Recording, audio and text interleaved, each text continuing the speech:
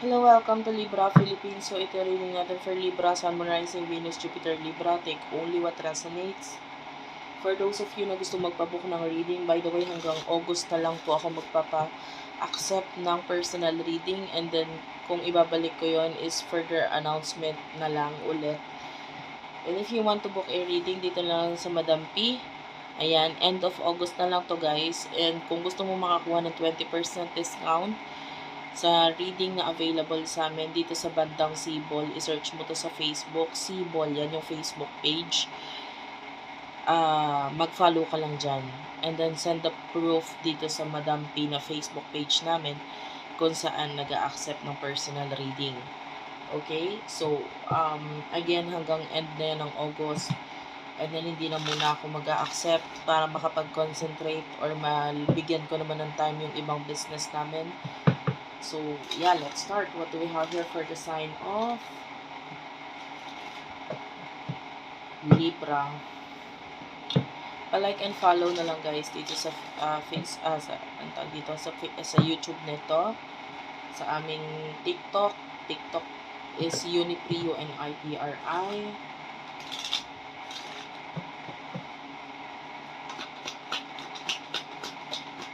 Okay, let's start. We do have here the Lovers and the Two of Cups. Yeah, wait lang guys, sana gulo yung card. Pasensyahan mo na yung boses ko, medyo namamalat ako ngayon. Medyo hindi okay yung pakaramdam ko. Two of Cups. Okay. Five of Wands is here. Three of Swords. I feel like yung iba sa inyo, kung hindi mo to side, pwedeng side to ng person mo, ha? Bahala ka na ilagay ang sarili mo sa sitwasyon. So, nakakita tayo dito ng relationship, partnership, pero ito nakikita natin na may pag-aaway because might be there's a third party situation na involved dito. Yeah, maybe a person in the past. So, you could be dealing with a person na ngayon, pwedeng hindi kayo okay because of this particular relationship na nakakapagpasakit sa connection ninyo. So, kung okay kayo ng person mo ngayon, maybe this is not your reading, ibigay mo sa iba. Or, pwedeng yung iba sa inyo, lalo na kung past person yung kakonect mo, this could be the side of your person. Nagkakaroon sila ng problema ng person niya dahil sa pag-aaway na may kinalaman sa past connections niya. Okay? So, take only what resonates. For your person, nakakonect mo, sana nakaka-relate ka. Kung hindi ka nakaka-relate, pwede ka naman mag-next video.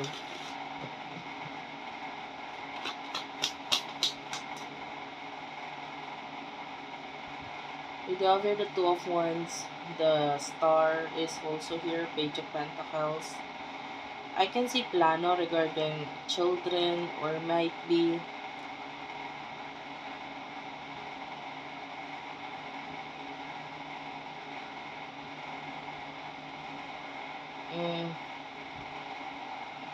the Page of Pentacles. Tingnan natin yung bottom of the deck. The Tower. Yeah, this could be a person in the past. Pwede nagkakaroon ng ending or nagkaroon ng ending sa inyo. Itong taong to. Two of Wands is here. May plano tong person na to sa'yo. And the Star. I feel like itong person na to is, matagal niya na itong gusto. Itong plano niya na to. And the Page of Pentacles, medyo nahirapan lang siya ngayon sa usaping financial. And maybe kasi may mga iba pa siyang responsibility. So, isa pa ito sa nagpapahirap sa kanya. Pero may plano itong person na to sa'yo.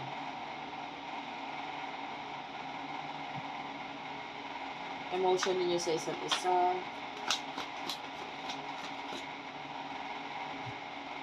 You do have here the Knight of Pentacles,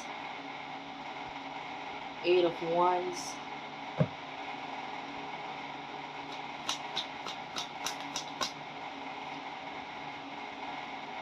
the World,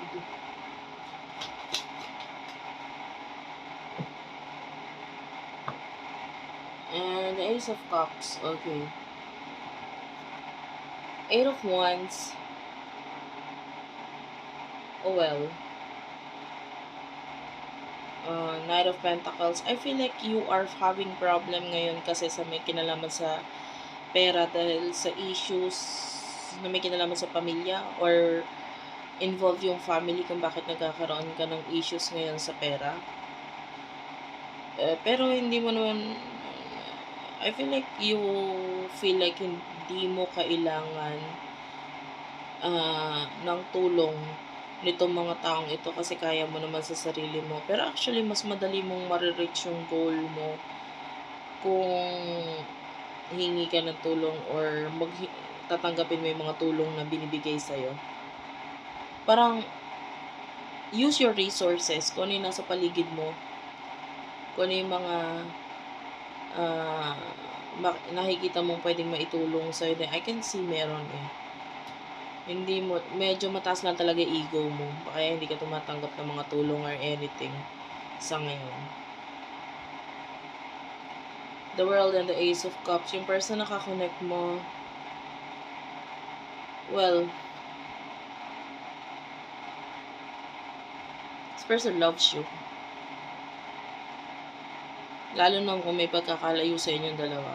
So, mahal ka nitong person na to. And this person is about to travel the Chariot. Or pupunta siya sa'yo. Kasi, parang hindi niya na kaya talaga yung sitwasyon niya ngayon. Parang gusto niya na umalis doon. And, kung alis man siya, gusto niya sa'yo pumunta. What will happen in the future for you?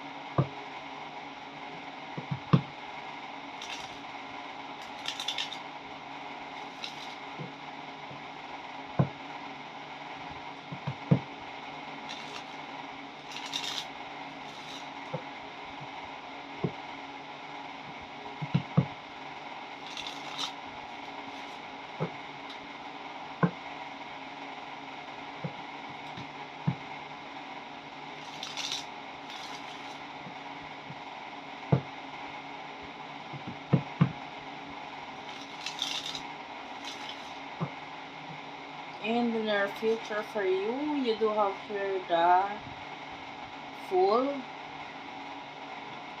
Seven of Swords,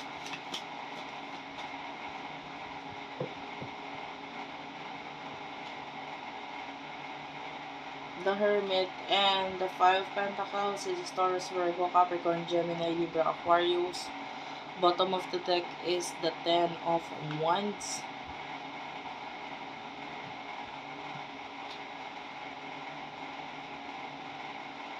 The Fool. Well,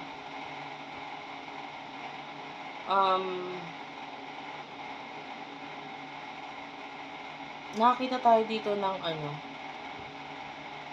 ng risk na gagawin mo in the future. The Seven of Swords. Marami magtatangka magpigil sa'yo gawin yung risk na yon, but you're still doing this risk. Kasi ito yung gusto mo eh. Gusto mong mag-get out sa iyong comfort zone and you have a lot of capabilities para gawin itong risk na ito. It's very dangerous yet exciting kind of energy. And then the Hermit is here. In the future, nakita tayo dito sa person na to. I can see problem pagdating sa home, finances. Nakita tayo ng paglilipat or pag-move out, pag-alis. Kasi may problem regard sa bahay, parang gano'n. And itong person na to, pwede magkaroon siya ng mga desisyon na magiging dahilan para sa kanya na umalis lalo or mag-travel might be is because with the Five of Swords, hindi na siya okay sa kung ano man yung sitwasyon na meron siya dito. And yeah, I can see this person traveling. So thank you for watching. I love you all and bye-bye.